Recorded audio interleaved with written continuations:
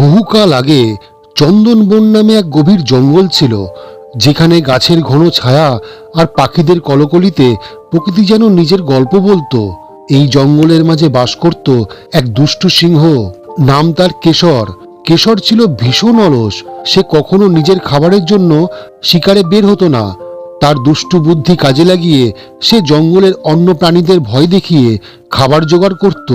জঙ্গলের কাছেই ছিল ধানসিঁড়ি গ্রাম, যেখানে বাস করত গোপাল নামে একজন সৎ ও পরিশ্রমী গ্রামবাসী, যে জঙ্গল থেকে মধু সংগ্রহ করত এবং গ্রামের লোকেদের কাছে বিক্রি করত। তার জঙ্গলের প্রাণীদের সঙ্গে একটা বন্ধুত্বপূর্ণ সম্পর্ক গড়ে উঠেছিল। তবে কেশরের দুষ্টুমির কথা সে জানত এবং সবসময় সতর্ক থাকত। এক শান্ত সকালে চন্দনবনের পথ দিয়ে হাঁটছিল এক চালাক শিয়াল, নাম তার রঙ্গিলা। রঙ্গিলার চোখের দুষ্টু দৃষ্টি দেখে যে কেউ বুঝতে পারত এই শিয়ালের মাথায় একটু বেশি বুদ্ধি আছে। সে ধানসিঁড়ি গ্রাম থেকে কিছু খাবার জোগাড় করতে জঙ্গলের পথে এসেছিল, কিন্তু হঠাৎ সে অজান্তে কেশরের গুহার কাছে এসে হাজির হলো। রঙ্গিলা থমকে দাঁড়ালো। কেশরের বিশাল দেহটা গুহার সামনে বসেছিল আর গর্জন করছিল। তার চোখে লোভ। এই শিয়াল, তুই আমার জঙ্গলে কি করছিস? তোর এত বড় সাহস, তুই এই জঙ্গলে এসেছিস? আজ মনে হয় আমার শেষ দিন, কিন্তু হাল ছাড়লে হবে না।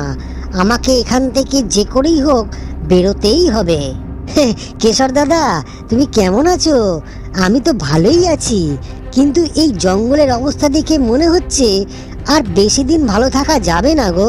কেন রে, আমার জঙ্গলে কি সমস্যা হয়েছে? তোরা কি আমার কোনো ক্ষতি করছিস নাকি ক্ষতি করতে চাইছিস?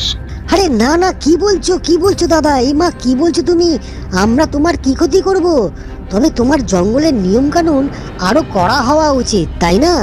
এই শিয়ালটা তো মনে হচ্ছে আমার চেয়েও চালাক। একে আজ খাওয়া যাবে না। খাওয়ার জন্য এগোলেই হয়তো এ পালিয়ে যাবে। বরং এর থেকে আমার কিছুদিনের খাবার জোগাড় করিয়ে নেব।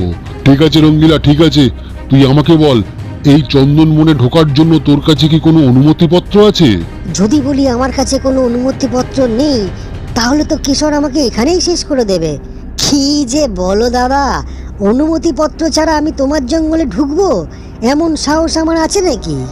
এই শিয়ালটা তো বেশ চালবাজ এবং ধূর্ত বটে। তাহলে দেরি করছিস কেন? তোর অনুমতিপত্রটা দেখা আমাকে, আর এখান থেকে কেটে পড়। এই সময় জঙ্গলের পথ দিয়ে গোপাল আসছিল। সে জঙ্গলে মৌচাক খুঁজতে গেছিল। কেশর আর রঙ্গিলার কথাবার্তা শুনে সে থমকে দাঁড়ালো। গোপালের সঙ্গে রঙ্গিলার পুরনো পরিচয় ছিল। সে বুঝল রঙ্গিলা বিপদে পড়েছে। সে এগিয়ে এসে বলল, কেশর, তুই আবার রঙ্গিলাকে ভয় দেখাচ্ছিস। এটা কিন্তু তুই ঠিক করছিস না। জঙ্গলের প্রাণীদের শান্তিতে থাকতে দে। তুই ওদের বিরক্ত করিস না। গোপাল, তুমি আমার জঙ্গলে এসে আমাকেই শিক্ষা দিচ্ছ? এই শিয়ালের কাছে জঙ্গলে ঢোকার অনুমতিপত্র নেই, তাই ওকে আমি আটকে রেখেছি। আর তুমি নিজেও তো জঙ্গলে ঢুকেছো, তোমার কাছে কি অনুমতিপত্র আছে? কেশর, আমি এই জঙ্গলে বছরের পর বছর মধু সংগ্রহ করে আসছি। আর অনুমতিপত্র কিসের? আমার কোনোদিন কোনো অনুমতিপত্র লাগে না, কারণ আমি জঙ্গলের কোনো ক্ষতি করি না। তুই বরং রঙ্গিলাকে ছেড়ে দে। দাদা, আজ আমি একটা বড় সমস্যায় পড়েছি। আমার বউয়ের বাচ্চা হবে, তাই তাড়াহুড়োয় অনুমতিপত্র আনতেই ভুলে গেছি আমি। হো, তোর বউয়ের বাচ্চা হবে? বেশ বেশ, তাহলে তোর বাঁচবার একটা উপায় আছে। তুই যদি আমার জন্য 15 দিনের খাবার জোগাড় করতে পারিস, তাহলে তোকে আমি ছেড়ে দেবো। নইলে তুই আর গোপাল দুজনেই আমার খাবার হবি। কেশরের এই দুষ্টুমি আমাকে বন্ধ করতেই হবে। অনেক অনেক হয়েছে।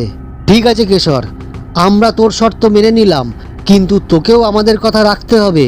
কথা দে। আমাকে তোমাদের কথা রাখতে হবে? আমার উপর শর্ত? কি কথা শুনি? শোন, তোকে আমরা 15 দিন খাওয়াবো, কিন্তু এই 15 দিনের পর থেকে তুই কিন্তু আর কোনো প্রাণীকে বিরক্ত করবি না। আর যদি করিস, তাহলে গ্রামের লোক এনে আমি তোকে পিটিয়ে হত্যা করব। এই বলে দিলাম। এবার কথা দে তুই। হ্যাঁ হ্যাঁ, আমি তোমাদের শর্তে রাজি গোপাল।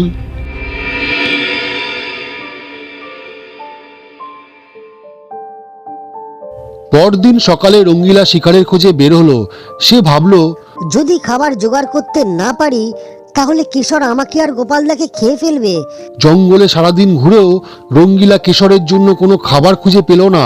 অবশেষে সে ধানসিঁড়ি গ্রামে গেল গোপালের সাথে দেখা করতে, গোপালের বাড়িতে।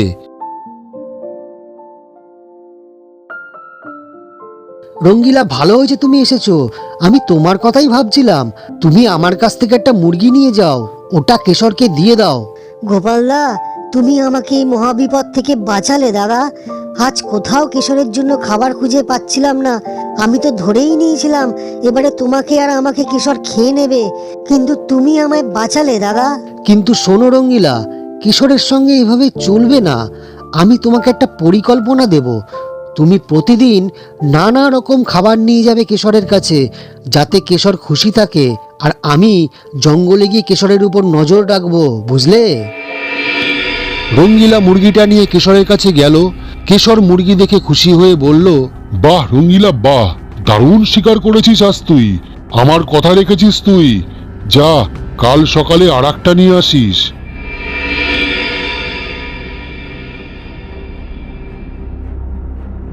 পরদিন গোপাল চুপি চুপি চন্দনবনে ঢুকলো কেশরের উপর নজর রাখতে। সে দেখলো কেশর জঙ্গলের অন্য প্রাণীদেরও ভয় দেখাচ্ছে। একটা হরিণকে কেশর বলছে, এই, তুই আমার জন্য খাবার জোগাড় কর। অনেক দিন ধরে তোকে আমি এই জঙ্গলে দেখছি। তোকে যদি আমার হাত থেকে বাঁচতে হয় তাহলে আমার জন্য খাবার জোগাড় করে নিয়ে আয়, নইলে তোকে আমি খেয়ে ফেলবো। কেশরের এই অত্যাচার আর নেওয়া যাচ্ছে না। এইগুলো আমাকে বন্ধ করতেই হবে, না হলে এই জঙ্গলের একটা প্রাণীও বাঁচবে না, সাথে আমাদের মতো গ্রামবাসীরাও রেহাই পাবে না এই সিংহের হাত থেকে। খুব তাড়াতাড়ি এর একটা ব্যবস্থা আমাকে করতেই হবে। রঙ্গিলা, তুমি কেশরকে খাবার দিয়ে যাও, কিন্তু আমি গ্রামের লোকেদের সঙ্গে কথা বলে একটা বড় পরিকল্পনা করব এই কেশরের জন্য। আমরা কেশরকে উচিত শিক্ষা দেবই দেব, না হলে এই জঙ্গলে একটা প্রাণীও বাঁচবে না, সাথে আমরা গ্রামবাসীরাও।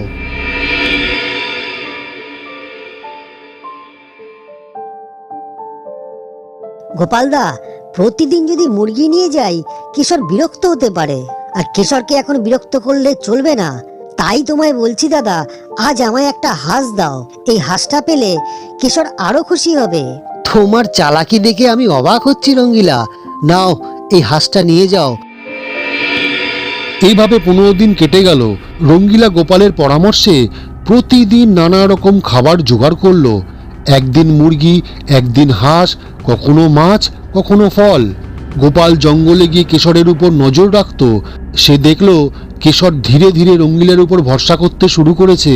রঙ্গিলা, আমি ভেবেছিলাম তুই আমার খাবার জোগাড় করতে পারবি না, কিন্তু তুই প্রমাণ করেছিস যে মন দিয়ে কাজ করলে সব সম্ভব। আজ থেকে তুই আমার চন্দনবন এবং আশেপাশের সব জঙ্গলে বিনা অনুমতিপত্রে যাতায়াত করতে পারবি।